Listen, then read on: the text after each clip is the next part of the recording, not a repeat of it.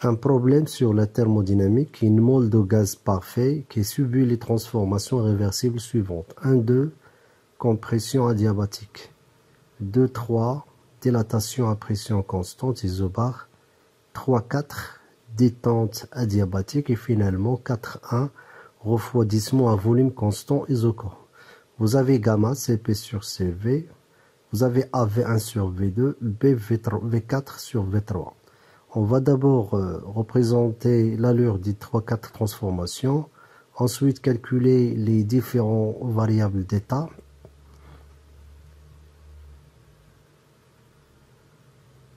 Ensuite, calculer les travaux et les quantités de chaleur échangées pour toutes les transformations avec la précision de sens de l'échange.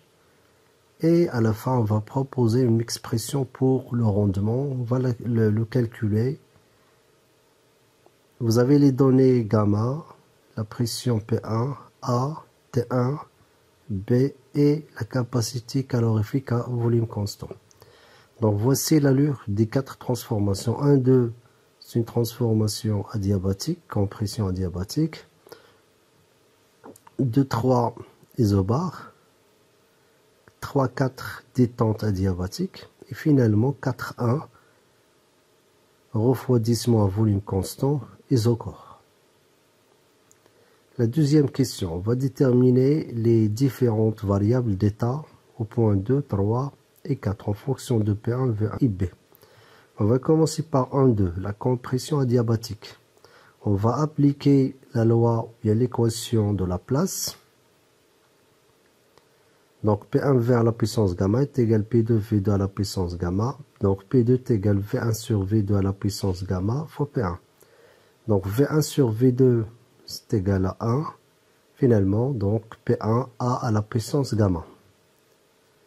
Application numérique, on va trouver la valeur de P2.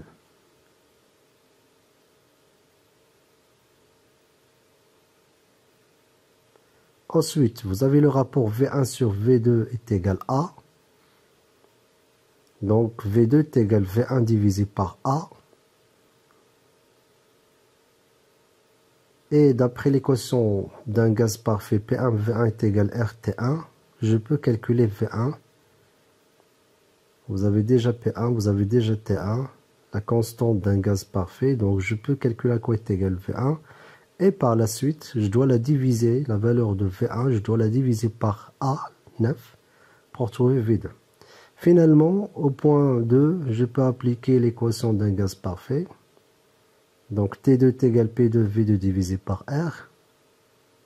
Je remplace P2 par P1 fois A à la puissance gamma.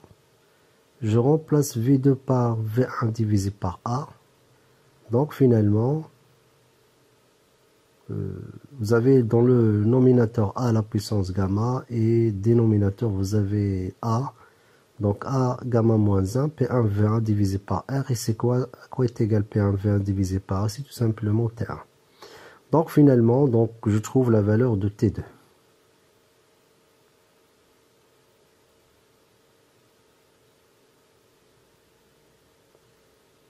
Ensuite, la dilatation 2, 3, isobar.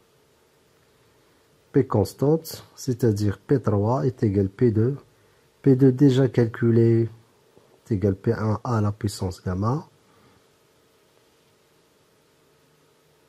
Donc finalement, P3 est égal à 2,167 10 à la puissance 6 Pascal.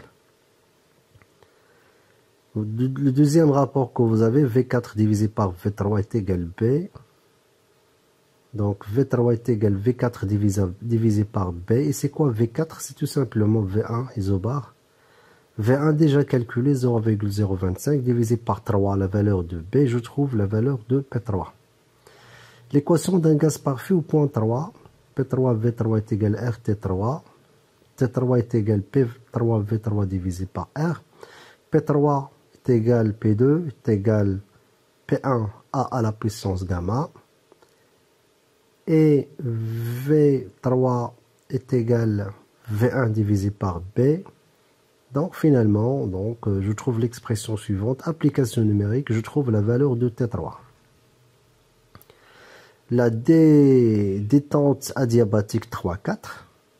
Donc adiabatique, je peux appliquer l'équation de la place, P3 V3 à la puissance gamma est égal P4 V4 à la puissance gamma. Donc P4 est égal P3, le rapport V3 divisé par V4 à la puissance gamma. Donc qui est tout simplement le 1 sur B. Donc finalement vous avez P3 divisé par B à la puissance gamma. Et c'est quoi P3? C'est P2. P2 déjà trouvé, c'est P1 A à la puissance gamma. Donc finalement, on va trouver P1 fois A divisé par B à la puissance gamma. Application numérique, on va trouver la valeur de P4. L'équation d'un gaz parfait au point 4. Donc je trouve le T4. Voilà, donc P4, V4 divisé par R. Je remplace V4 par V1. P4, voilà, à quoi est égal P4 en fonction de P1. Je la remplace. Donc je trouve l'expression suivante. Application numérique, on va trouver la valeur de T4. Maintenant, le travail et chaleur échangés pendant la transformation 1,2. Adiabatique, donc pas d'échange de chaleur avec l'extérieur, Q est égal 12. J'applique le premier principe de la thermodynamique, delta U est égal Q12 plus oméga 12. D'après la première loi de Joule, delta U est égal CVT2 moins T1.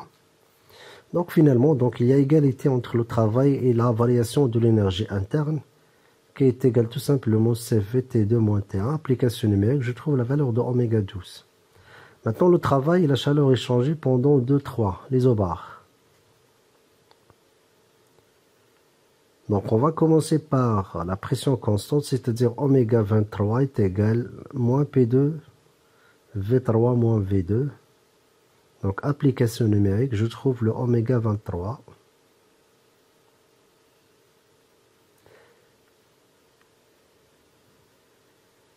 La variation de l'énergie interne est égale CVT2 moins T1 d'après la première loi de Joule. Donc je peux la calculer.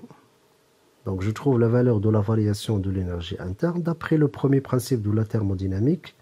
Delta U est égal Q23 plus oméga 23. Je trouve le Q23 par la soustraction de delta U moins oméga 23. Application numérique, je trouve la valeur de la chaleur. Maintenant, le travail et la chaleur échangés pendant la transformation 3,4 adiabatique. Adiabatique, vous avez Q23, 34 est égal 0. Le premier principe de la thermodynamique, égalité entre la variation de l'énergie interne et le travail. La première loi de Joule, donc CV T4 moins T3. Finalement, application numérique, on va trouver oméga 34. Le travail et la chaleur échangés pendant la transformation 4,1. Isocore. Isocore, oméga est égal, oméga 41 est égal 0, puisque le volume est constant. La chaleur échangée est égale à la variation d'énergie interne de gaz, delta U est égal Q41 plus oméga 41 est égal Q41. Donc, puisque oméga est égal 0, donc égalité entre la chaleur échangée et la variation de l'énergie interne. Application numérique, je trouve la valeur de la chaleur échangée. Maintenant, la dernière question, le rendement. Donc, il représente le taux de conversion en travail de l'énergie thermique reçue. Par définition, le rendement est égal moins oméga cycle divisé par la quantité de chaleur reçue. Donc, on va calculer la quantité de chaleur reçue. C'est tout simplement l'énergie thermique qui est égale 42,283 joules. On a déjà calculé les quantités de chaleur d'après le signe reçu et perdu. Donc, il s'agit de la quantité de chaleur reçue pour calculer le rendement. Ensuite, vous avez le travail de cycle. C'est la somme des travaux. Donc, on va trouver moins 19 359 joules.